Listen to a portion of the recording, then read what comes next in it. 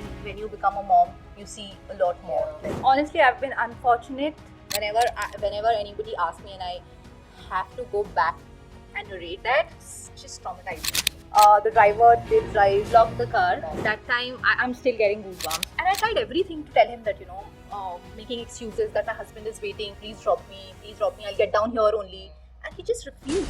I cannot imagine myself doing it. But at that moment, all I knew was I had to get out of it. When you look up to a brand and they approach you for work, it's always special. I think social media is one place of a lot of faceless trolls will troll. Hi, this is Amanpreet Wahi, and I welcome you to yet another fun-filled episode of our podcast on Edge Talks. And today we have another special guest with us. She's a lifestyle influencer, and her name is Prerna Nigam. Prerna, welcome to our show. Thank you so much for having me. Absolutely, it is definitely a pleasure that you're here. So, Prerna, please tell our viewers, we don't like to introduce too much and give out information. So, you're supposed to do that. Please tell our viewers, what is it exactly that you do? So I'll be very brief about what all I do, though I do a couple of different things. I'm a leather designer.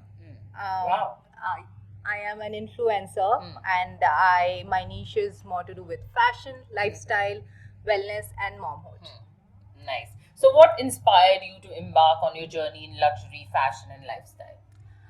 So basically, like I said, that I'm a leather designer. So I have been on that side of, fashion for a while.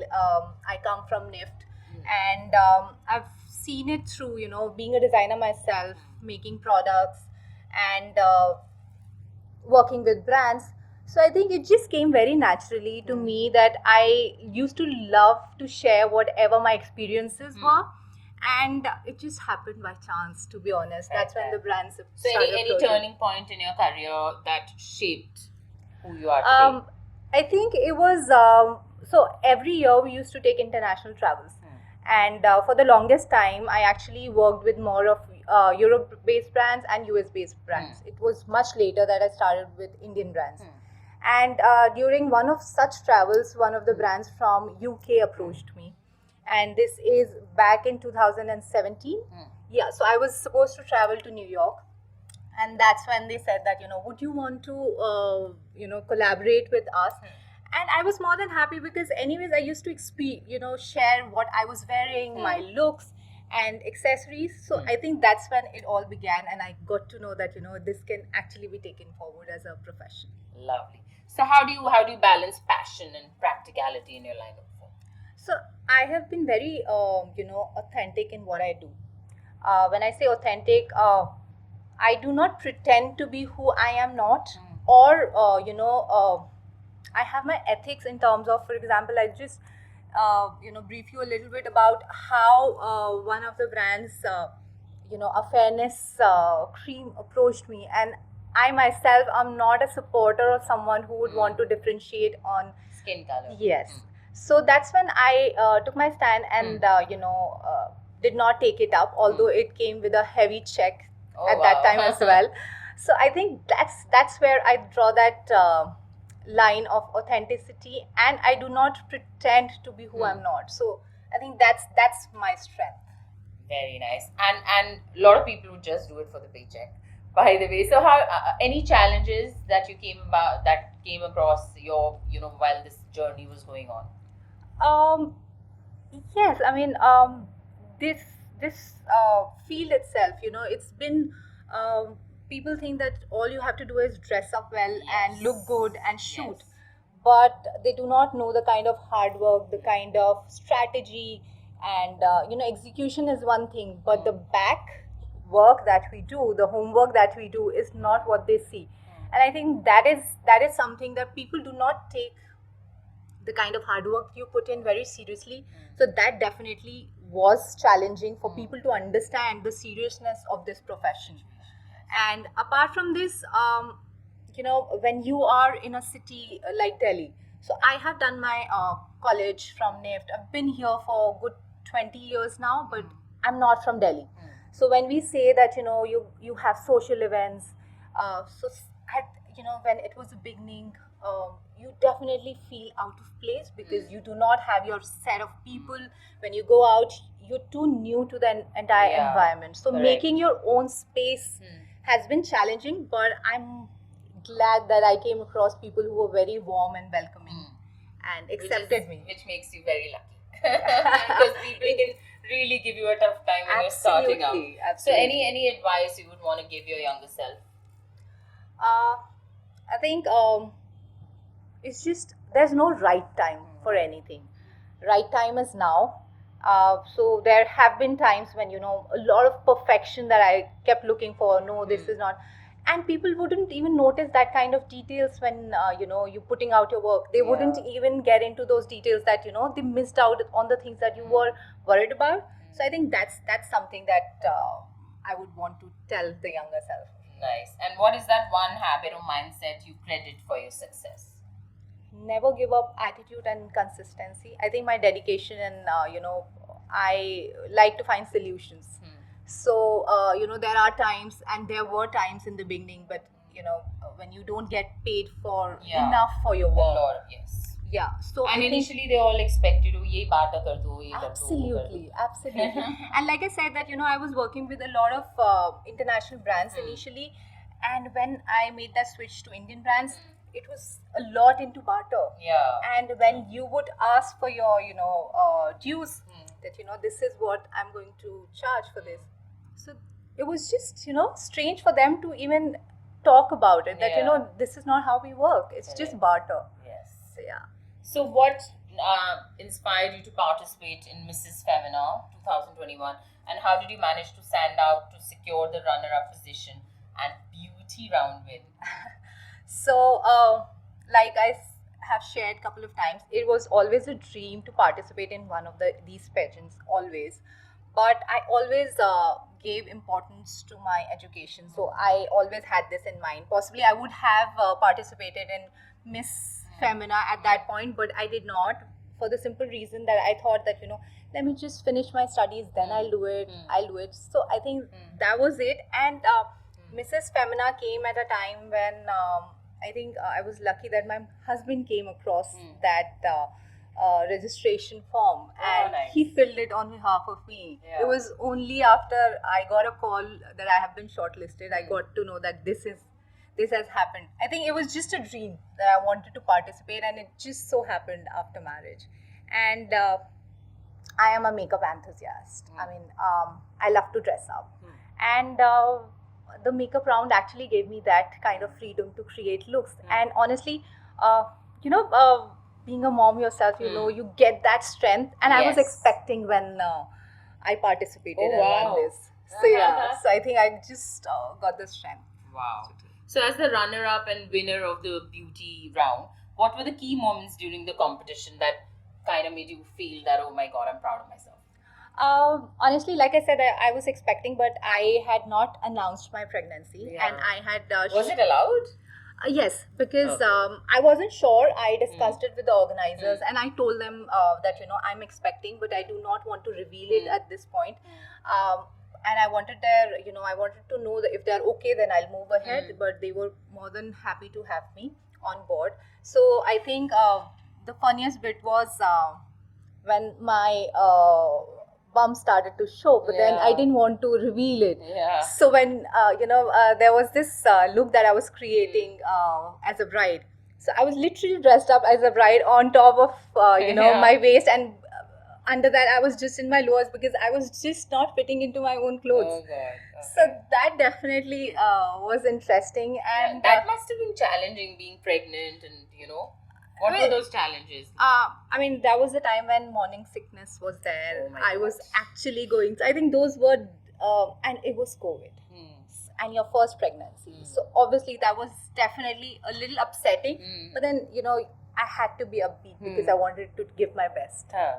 So winning the beauty round and being the runner-up in such a prestigious competition, has it influenced your personal life, career, and how others view you? Absolutely. I think now the blue ticks are being bought. Huh. It was way I know. then. Everyone's buying them. Yes. Left, right, and center. Absolutely. So I got it when I won the title. So it was well earned. So definitely people actually, when you get that kind of credentials attached to you, people take you more seriously, that you are way beyond than just, dressing up and facing the camera. Yeah. So yes, and beyond that, I think in my personal life, there's no change. I'm as I was with my loved ones. So yeah. So, what advice would you give to other women aspiring to participate in beauty pageants or similar competitions based on your journey and experiences in Mrs. India, Mrs. Femina 2021? Like I said, there's no right time. Don't wait for that right time. If it is Miss, then go for it. If it is for Mrs., then just go for it. Don't wait for that body. Don't wait for that, perfect moment. Yeah. Because you will shine out the way you are. And no one's perfect. Absolutely. Yeah. We are here to, flaunt our flaws. Why not? Yeah. So, which brands have you worked with so far? It's too short a time to name all of them, but I've worked with brands like Ciclotte from Italy, which is a luxury brand. I've worked with Mia Milli. I've worked with Delta Children. I've worked with Zoya from Tanish. I've worked with Biba. I've worked with Kerastase. So a lot of brands. So, what key factors do you consider before deciding to collaborate with a brand, or is it just paycheck? Thankfully, that definitely is a driving force. Absolutely. But like I said, at a point when we were just beginning, and I was getting something way more than I expected, but I did not take it up. So that's definitely one thing. I have to resonate with the brand. More so, I feel liable towards my audience. To be honest, if I do not believe in something, it gets difficult for me to promote it. Yeah, correct. And I have a very strong moms community. Okay. I have like a WhatsApp group where moms from all over the world are connected with me. Wow. So they definitely take up suggestions and recommendations very seriously. So I find myself in the spot where I do not want to fool them. So that definitely is one thing, something that I resonate with. Then, of course, what are they paying me for the kind of work I'm putting in? Yeah. So any you want to share an example of a brand collaboration that was particularly successful for you and it stood out in your memory? I think the first is what I would say. Like I said, that the first watch collaboration from a UK-based brand, where it all began, where I got to know that I'm just traveling and I'm sharing what I'm wearing, and a brand coming up to me and asking me to wear it during my trip and share it with my audience. That definitely was a turning point. Apart from that, there have been big names, good designers in India itself. So yeah. So how do you maintain authenticity while promoting a brand, ensuring it aligns with your audience's expectations? So it's like I said, I have to feel that connect with the brand, first thing. Second thing, I try and if it is service I'm promoting, I try and experience that so that I can recommend. If it is a product, I would like to do my bit of research, read about it, and then go ahead. For example, recently I did something for kids related brand, and I was asked a question like, are you even trying this? And I'm like, as a mom, that's my responsibility, and I do my fair share of research, and that's when I go ahead with it. So what strategies have you found effective for building long-term relationships with brands? I think consistency, being authentic to what the brand is all about and to yourself. There are times that you see something online, you really want to do it, but then that's not your style, and that's been done. So being true to what the brand stands for and promoting it in your own style is what I say. Don't copy what is already floating in the market. Don't follow the herd. Yeah. So how was it walking the ramp at Delhi Times Fashion Week for Rashmi Chhabra, and what did you think set you apart from others on the runway? So it was a special moment again, because I was walking the ramp for the first time after having a baby. Oh wow. So yeah, so it was special. Yeah. And I think it was such a pleasure because Rashmi is, someone who just allows you to be. She Yeah, never she's a very wanted, cool chick. yes, she did not want me to walk in a certain way. She just said that, this is who you are. Just be yourself on the ramp. And I think that gave me enough confidence because I did not have to pretend and, Yeah. walk in a certain way. And the Yeah. outfit itself, that was so my vibe. So definitely, yes. So you experienced in working with Biba, and how is their fashion unique? So there are a handful of good brands when it comes to Indian wear, the everyday wear, and Biba being one of the brands that I have had even in my trousseau. So I think it has been a pleasure to work with brands, and it is even special when you're a customer yourself, you've experienced it, and that's when the work, the Yes. brand approaches you for work. Yes. So it's even special. So yeah, that ways it has been a pleasure that so I come from a small town and I've had my dreams and I'm happily living in that. So I'm glad every small milestone of success is special for me. Absolutely. And as a guest at Lakme Fashion Week, how do you view its role in shaping India's fashion industry? And what were your key takeaways from that event? So we all follow all international fashion weeks, and when not everyone is able to make it to the international fashion week, so the audience actually look up to what they have.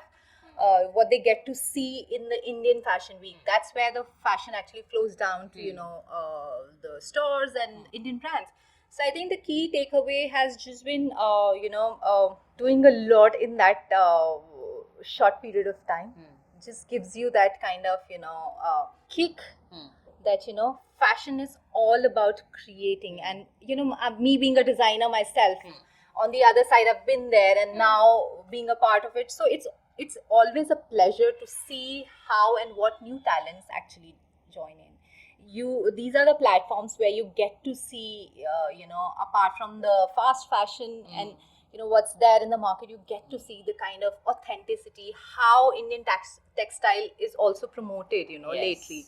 So that's definitely something that explore more, and richness. And the way they're bringing back our art and the artisans, they're promoting them. Absolutely. So it's such a good platform that people who do not have access to particularly going to a particular place, you have it there. So it's always good. Yeah.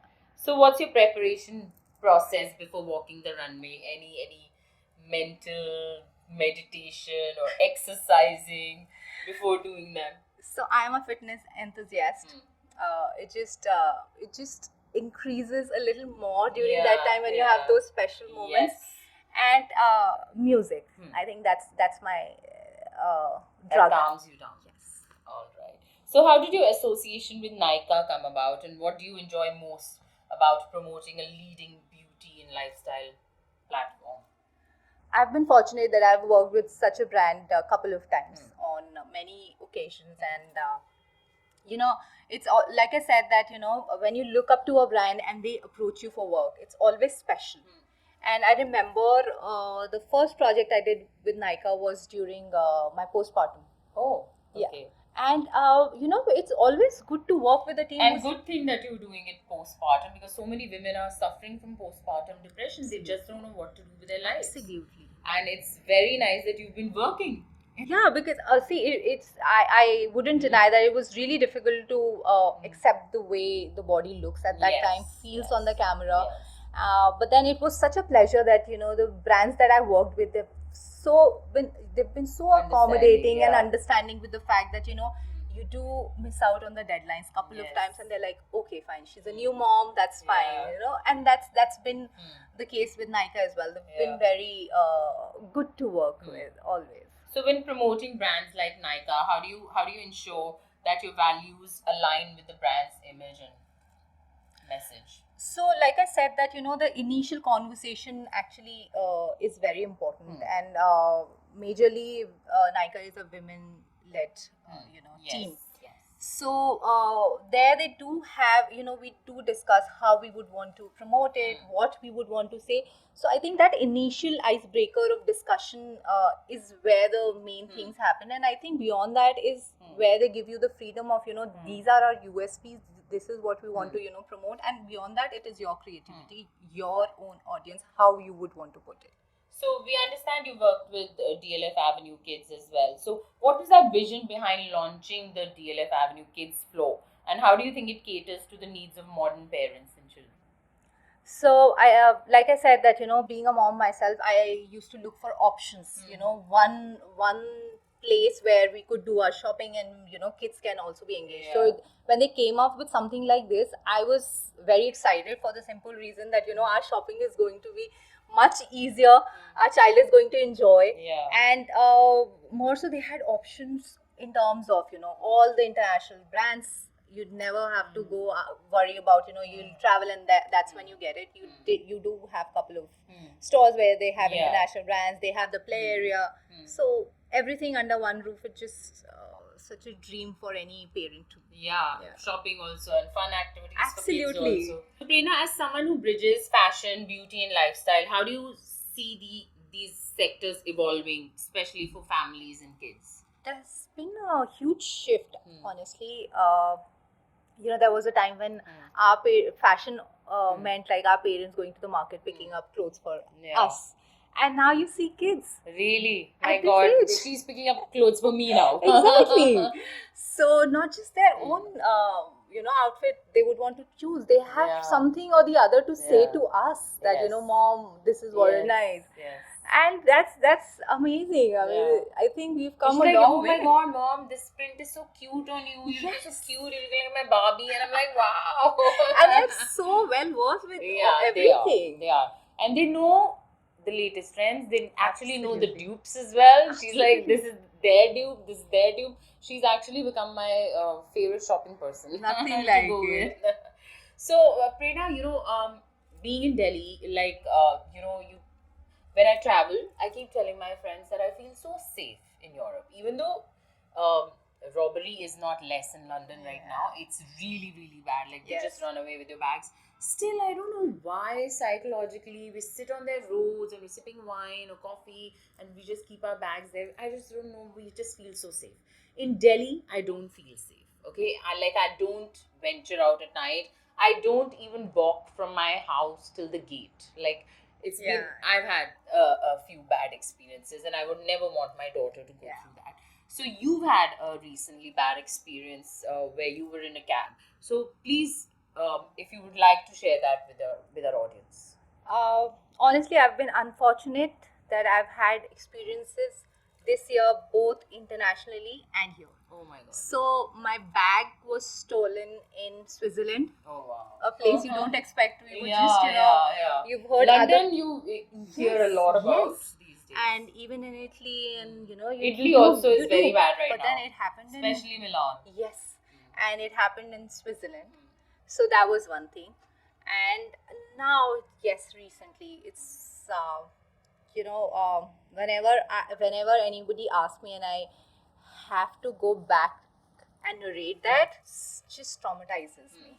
Because like I said, that like you said actually, that you don't feel safe. Yeah. I have been very, very particular about what I wear, how I dress up if I'm taking a cab. And to my surprise, we've had only heard stories. It's even more shocking when it happens to you in broad daylight. Yeah. And And you keep hearing stories, and somehow you think, मेरे साथ नहीं होगा शायद, right. Yeah. And that's so foolish of us, Yeah. honestly, because Till I the think time it actually happens. It just strikes you that it is happening so often. And I like I said, that I was dressed up in denim and a shirt, a full sleeve shirt, when it happened in broad daylight. And what happened? Like, how did you handle the situation?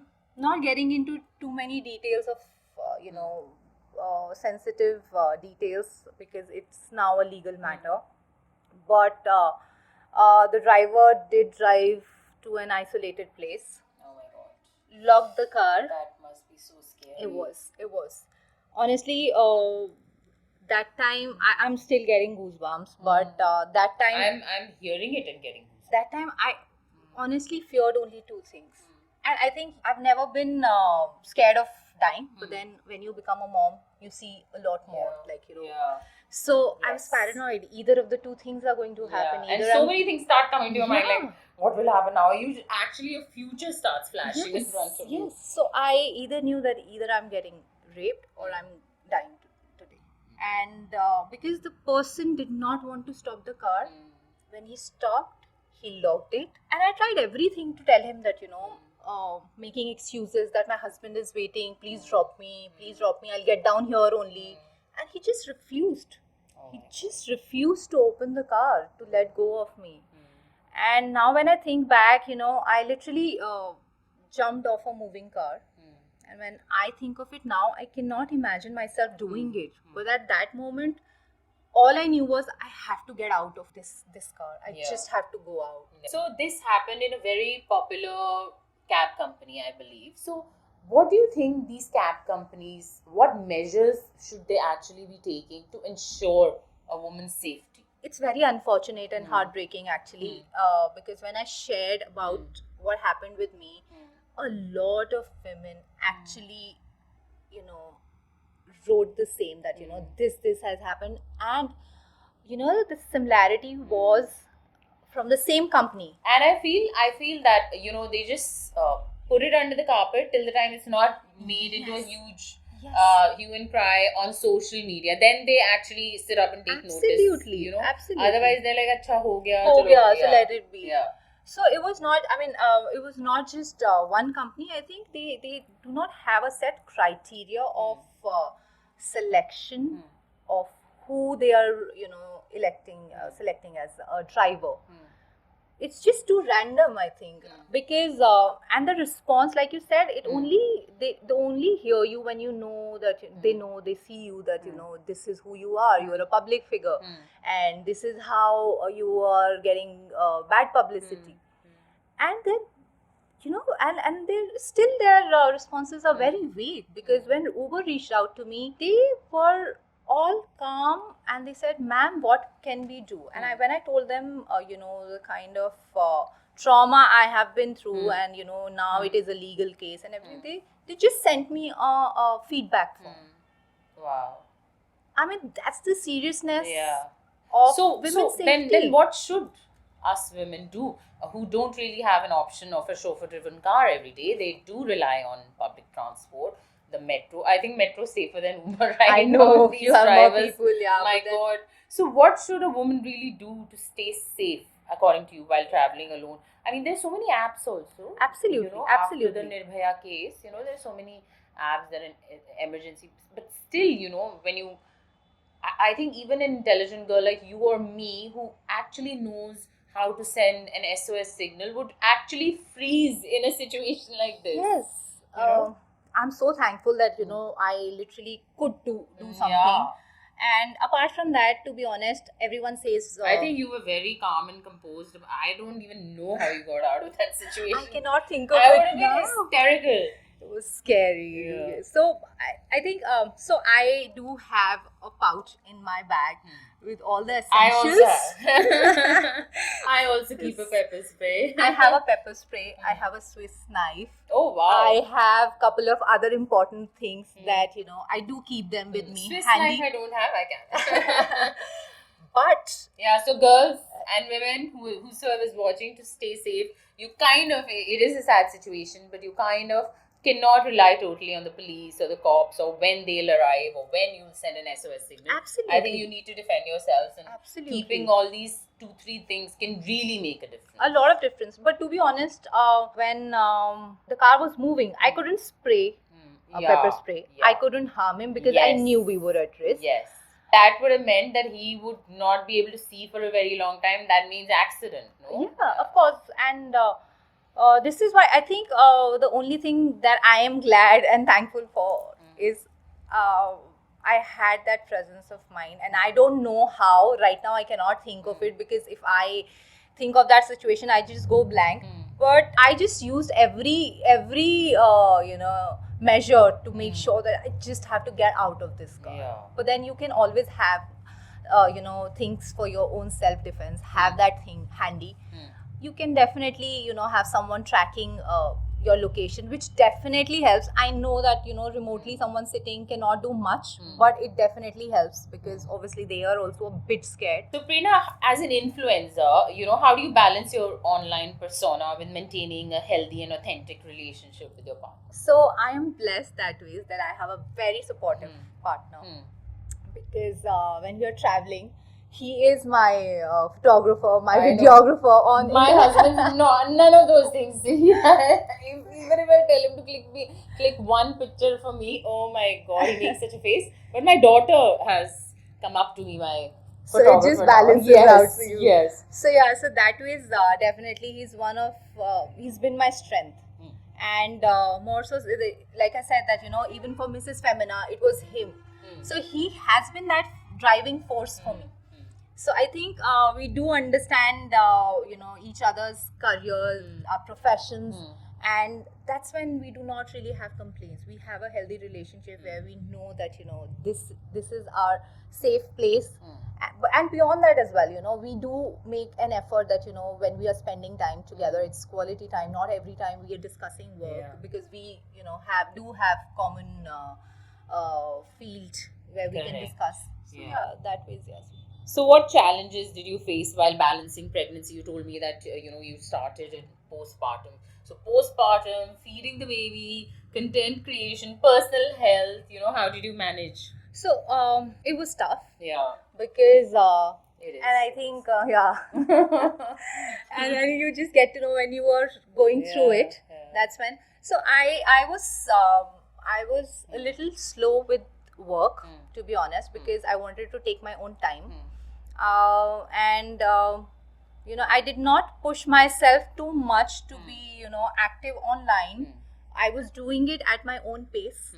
I was breastfeeding, so obviously I had a lot of time consuming thing happening So there. did that affect your relationship, the communication gap, or anything? Any conflicts on your husband? Like I said, I don't want to jinx it, but lucky enough that he's been a very hands-on father. He's been a hands-on father. Very cool. Not many Indian men are.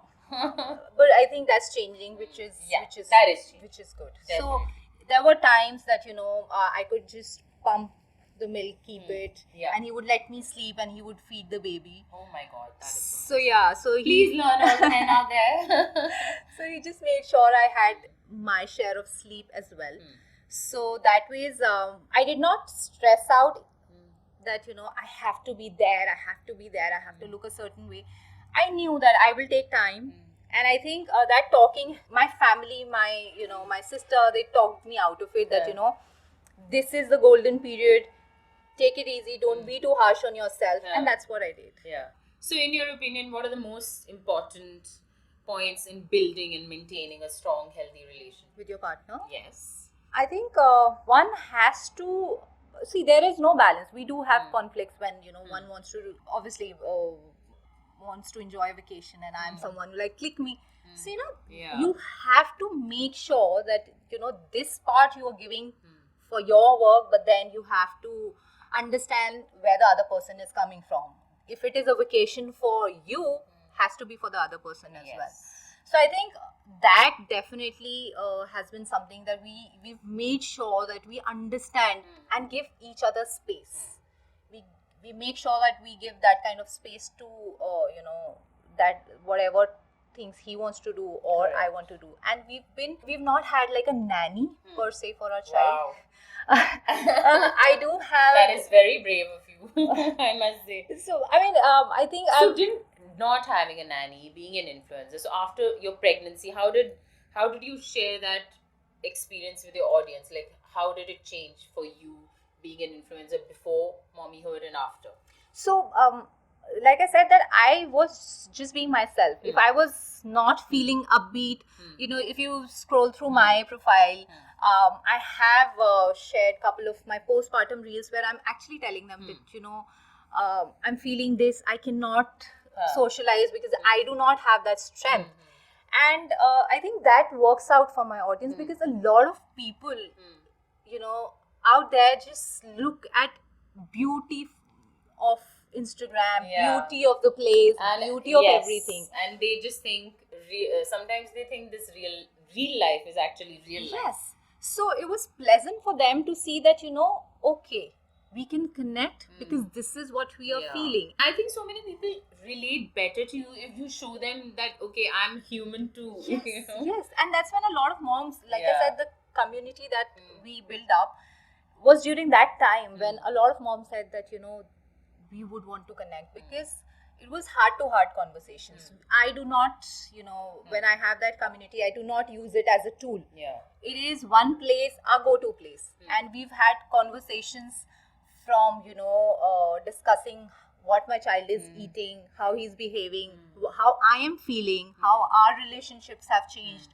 So, I think just being authentic, being yourself, and letting the world know it's not the word that you see on reel. The real word is as raw as it gets. But you started during COVID, your social media career.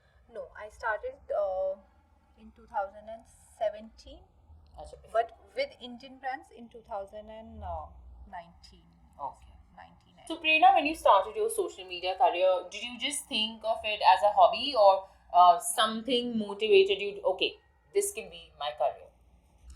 So yes, I wouldn't deny the fact that I started as a hobby because anyways I was sharing, this is what I'm wearing, this is how you Yeah. should do it. Whatever I had learned through my experience of work and education, I was sharing it. But it was when the brand started approaching and I started getting paid for my work is when I Yeah. thought that, it just... There's something there. Yes. And so, what are some of the biggest challenges you face while maintaining a consistent presence on social media? Like, from when I started my career, there was no social media, there was no Instagram. So, we only knew how to walk on the ramp, shoot in front of the camera, go home, and then pictures would do the talking. And I had page seen three you on every the day. ramp as well during that time. Pictures were Such a everywhere. You pleasure. didn't have to do anything. Yes. Now you have to do everything. Yes. Your editing, Constant. you have to be constantly connected Yes. to the audience, which I'm very bad at. So you tell us, how do you manage to do that? So I earlier I used to take a lot of stress about it, but with time I've understood that the kind of audience you cater to, they also understand that you do have your off days. So basically, when I used to have my off days, I never used to share anything. But then I started understanding that they want to see that side of me as well. So now it is not any sort of stress or pressure. It's Yeah. more about sharing what I'm doing, how I'm feeling. And sometimes they do expect too much. As you said, there's pressure and there's expectations of the audience, and followers can be really fickle-minded. Sometimes they're here, then unfollow. They want to go to the other influencer. Yes. So all this social media can have a very negative impact also. Luckily, I do share this a lot with whoever comes. Luckily, I haven't gone through very negative trolling, or usually one or two comments which are inappropriate do come on my post Right. from men, and you delete them, and Yeah. you Move and on. yesterday I was reading Bhavna Pandey's interview, and she said Ananya Pandey's trolling affected her so much, more than Ananya Pandey, that she had to go into therapy. Like the mother had to Right, go into therapy. right. So how does all this, if you've been a victim of online trolling and negative criticism, how have you handled it? How does it affect your mental health? So, I think social media is one place of lot of faceless trolls will troll you. And I have been one person who has had opinion on things.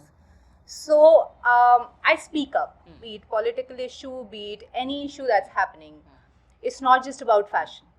I've had my opinion about if something is not maintained well, or if there are elections, or if there's some sort of a war. I've had my fair share of opinion. That's when a lot of negative comments, a lot of And people, we could say we're very strong women and it doesn't affect us, but it does does. affect us. It does. Somewhere or the other. Yes. So initially, I definitely used to question myself. Should I put myself into this? Should I just refrain from sharing how I feel? And that's the kind of thought used to come, and I used to be like, let me just not do this, otherwise people will come and troll you or say what not. Yeah. But then I realized this is my space.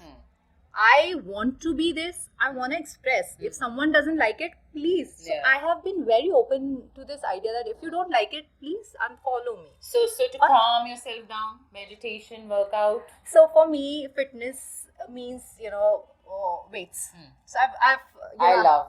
yes, strength training. training. It Yes. just keeps me sane. Yeah. And I've tried couple of other forms of exercises. I do yoga, Pilates. So that's my hour of sanity. It's just my driving force that keeps me sane Yeah. throughout the day. Correct. So now my favorite topic ever, travel, because I think life is travel. My Yes. purpose is to travel. I save money, I earn money, and then I want to travel and splurge and not splurge about designer bags. I want to splurge on experiences, their wine, their food, Yes. their culture. Yes. So how was your experience of visiting beautiful places like Thailand, California, France, Italy, Paris, Belgium, Switzerland? Hallstatt is my favorite. Love it. I love Austria and New York, of course. Yes. So every place has its own charm. And Hallstatt is like you're standing in a picture postcard. yes. So it's like it's honestly when you're there, you saw this on some wallpaper. Yeah. That kind of beauty. Yeah. And I think it is so enriching for the soul. You don't realize it, but then when you come back, you have that kind of energy. Yeah. You feeling all charged up. So I think we deserve and we should take that kind of breaks to explore the world, meet new people, like you said, experiences, try new food. I'm a foodie. Yeah. So I I'm a love foodie. I love yes. trying new cuisines and their food, Absolutely. yeah. And so going to all these places actually give you that window of trying the authentic Yes. cuisines. Yes. So out of all the countries you've traveled to, which one has left the biggest impression on you? Like for me, I have traveled 80% of the world I've covered, and the biggest impression yesterday I was sharing with my friends was Russia. I never thought we'll have that That's effect on my me. list. Oh my god, you have no idea how beautiful it is. You'll forget Europe. It is just gorgeous. And That's to been be on at my the list. Kremlin is like you're in the middle of a painting. Wow. Wow.